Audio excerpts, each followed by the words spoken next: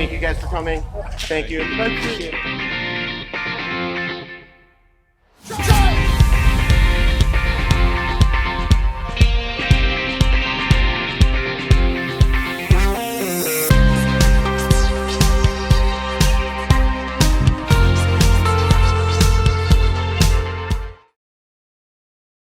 In this lesson, we're going to learn our Hapkido body movement drill with blocks. Now we're going to add blocks to the Hapkido body movement drill, but our footwork is going to stay exactly the same as before. First, we're going to do our front and back motion with our high block.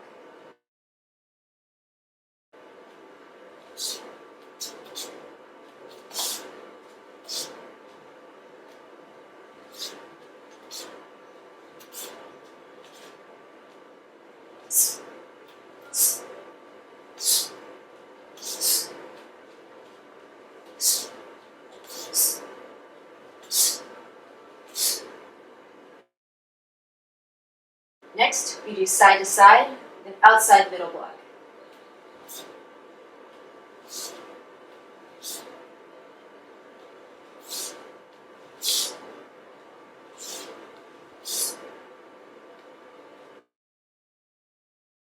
Then slide back 45 with an outside middle block.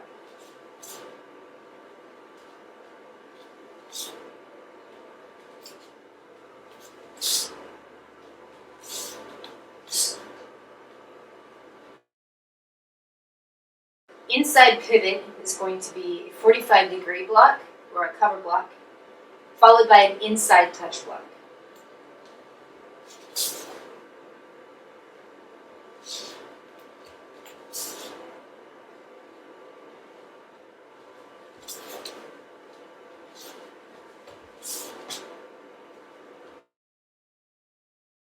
Back pivot is a low inside block.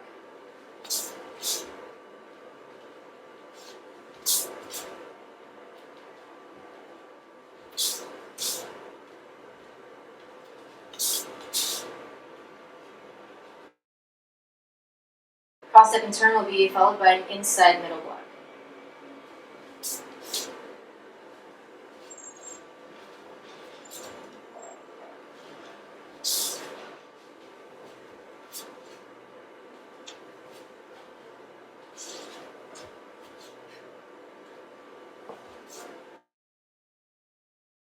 Our back spin will be an outside middle block. The back step will be followed by an outside low block.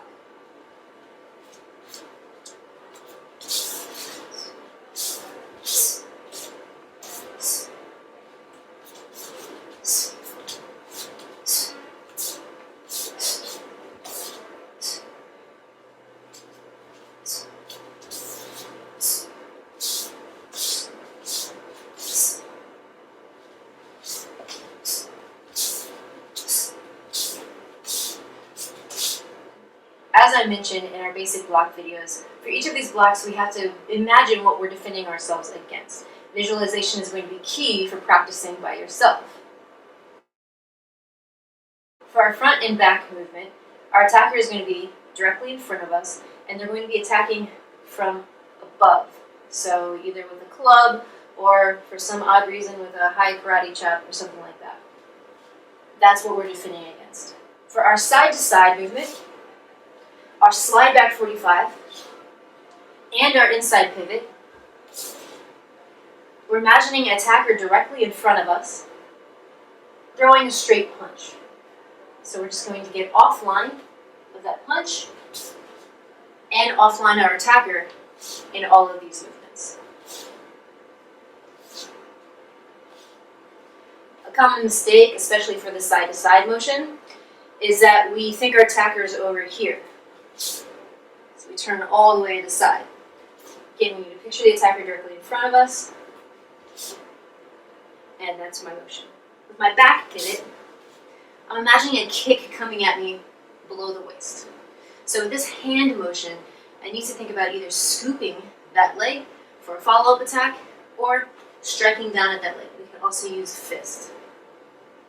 For the cross step and turn, I want you to imagine that your attacker is directly behind you. They're either charging at you full speed or grabbing your shoulder, something like that.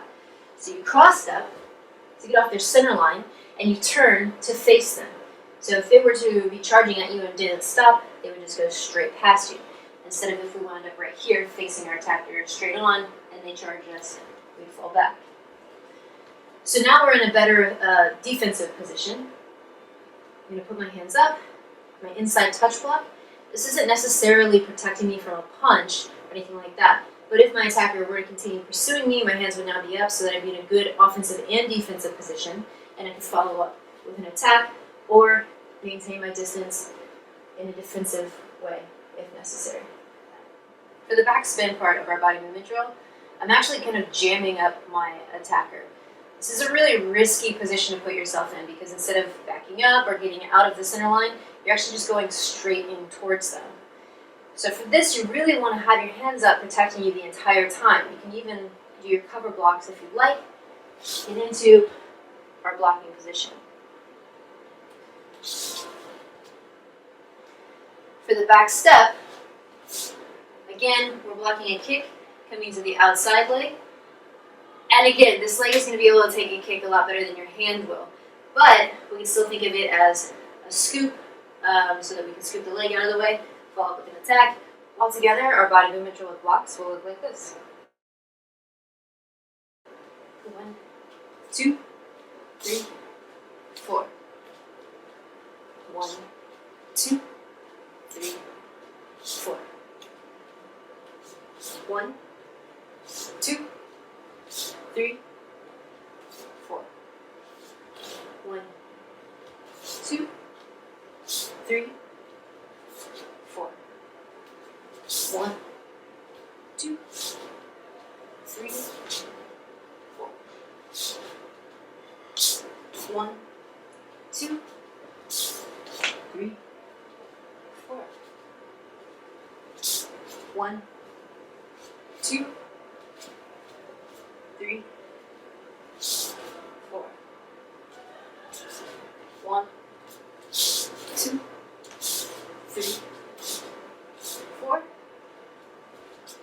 1, 2, 3, 4.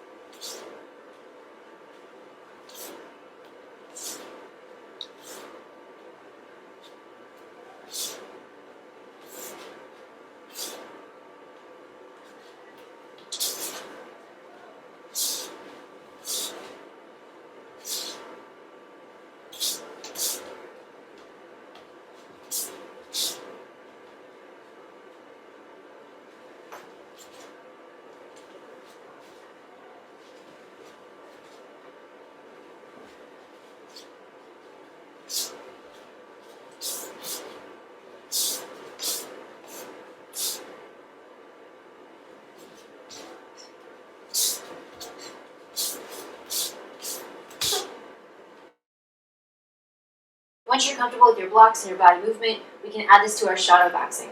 So what we do is we imagine we have an opponent or partner in front of us, and they're throwing a variety of strikes. And we're just blocking those strikes as best we can with our body movement.